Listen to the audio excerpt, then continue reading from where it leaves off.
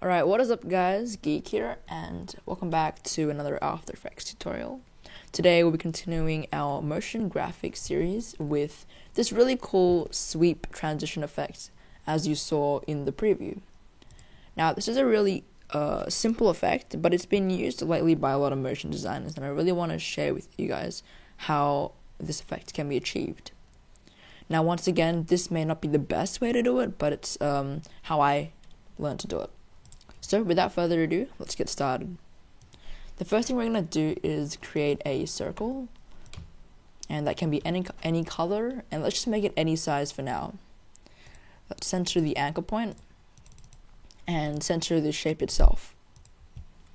Now we're going to twirl down the shape layer 1, ellipse path 1, and change the size to 300.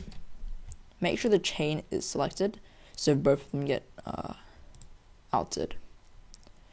Now what we're going to do is add an effect called radial wipe.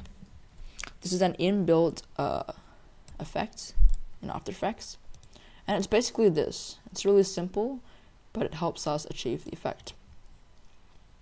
So we're going to make this counterclockwise, keep the angle at 0 degrees, and we're going to set a keyframe at the very start at 100% for transition completion. Click U on the shape layer, go to around 1 second, and make that 0%. So as you can see, it's just this really simple animation. Let's grab it, click F9 to ease it, and in the graph editor, we're going to grab the right end, this end, and drag it to the left. And drag the left just a little bit.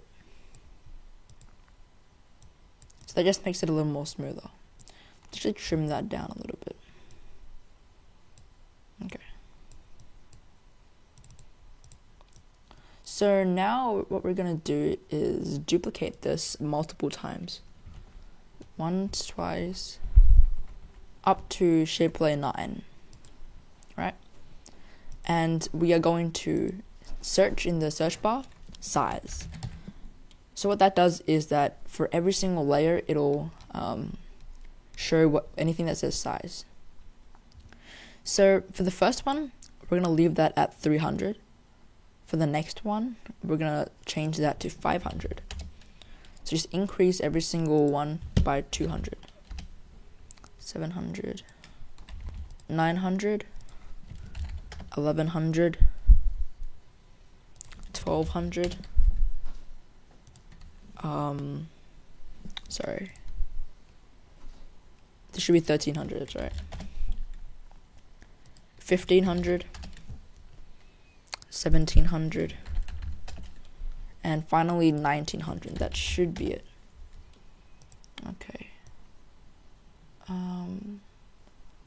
We can actually duplicate this probably one more time. Yep. And make that 2100. Maybe even one more time. We want it to cover the whole screen, so 2300 now. Okay. So now what we're going to do is close everything up. And we can't really see anything happening because it's overlapping each other. So we're going to zoom in and offset each of these by 2 frames. So once, just like that. This shouldn't take too long. So 1, 2, 2. Oops.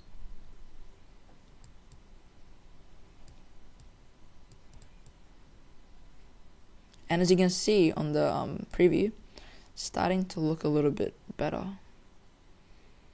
Just like that. So now if we take a look, you can see we actually have a little animation. Just like that. Now obviously it doesn't look like the best so far, but it's getting there. So now what we're going to do is create a new composition. Alright. And we're going to drag the previous one with a sweep in it. Just like that. Now we're going to duplicate it, and what we're trying to do now is make it disappear. So move this one, the duplicated one, just a little bit forward, and click toggle switches and mode. So you get the track matte field, and make that alpha inverted matte comp 5. And just like that, move this a bit forward, you can see we've achieved the effect. Now let me explain what I just did. So if I get rid of this and delete that, and now you can see it's just something going on. It just sweeps over and it becomes a rectangle. Now what I'm trying to do is I'm duplicating it, moving it a bit forward. Therefore, another one will be happening. So if I make this a fill, if I give this a fill of black, you can see it gives the same effect. Now it looks like just a single thing going around. But that's kind of bad because let's say we have a solid. Let's make a dark purple solid at the bottom. Now you can see this black doesn't fit the background. So what we did was we gave it a alpha matte, and that way it'll be transparent.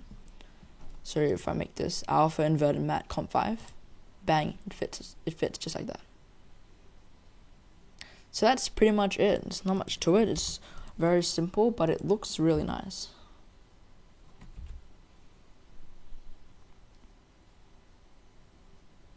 And you can slow it down if it's too fast, but let's go in here, click U, and select all of the second keyframe.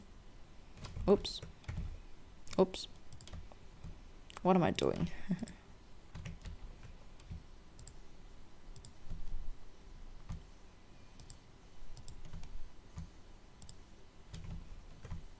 Select all of these. And drag them a bit to the right.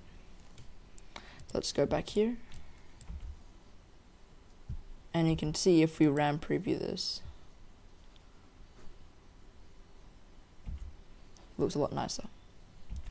You can even drag this one a bit to the forward so we get a bigger effect. But yeah, so just play around with it. I really like this effect. It looks really nice on intros, motion design, anything pretty much. So thanks for watching, guys, and I'll catch you guys in the next one.